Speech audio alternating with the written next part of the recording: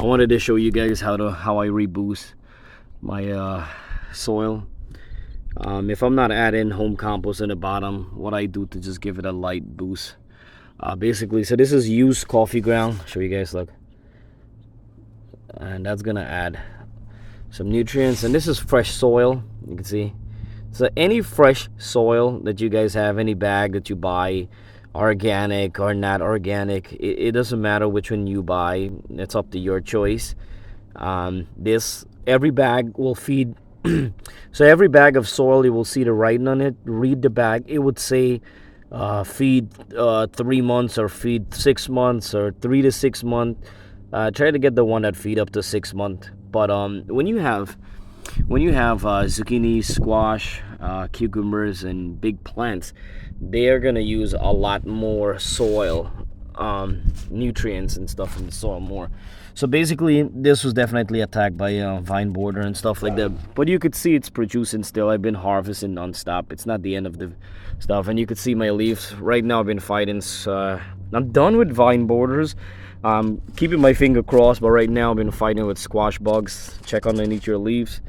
So real quick, what I do, guys, if you see, like right now I have space, my soil is not all the way to the top.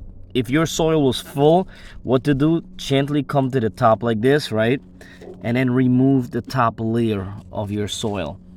So because you don't want to build a mountain, so you do want to remove. But if you're removing, guys, and you kind of see, like, there you go, if you see like roots now, you're gonna see a plant root, do not go past that. Just grab all the stuff. And then what I do, so this is like, if you don't want to add, if you have, you know, your organic fertilizer or something like that, you could go ahead and add your fertilizer. I don't have any fertilizer beside home compost. It's really tough to add home compost because my home compost right now is not fully 100% finished. It will take too long to break down in here, and this plant definitely need, you know, a boost as soon as possible. So you want to go ahead and make sure you're, you know, pressing this down, and you want to make sure it's not too high, because if it's too high up, like a mountain high up, when you water, the water will run downward and it wouldn't go to your roots. So that's why it's always good to remove a layer of your topsoil, but please do not damage your root, because that will affect your plant big time. So when you put a bunch of stuff, you could see like how I got a space right here, so kind of like press it in, guys, you know. And then when you finish, all you do, look, I grab like I'll show you guys, like one handful of coffee ground, because this need a good boost, and I sprinkle the coffee ground. So if you don't want your coffee ground to blow away and you're not going to be adding water, just press it down. Guys, if you don't drink coffee, go down to your local coffee shop, ask them for their used coffee grounds. They'll give you, it's normally free. Well, should be free.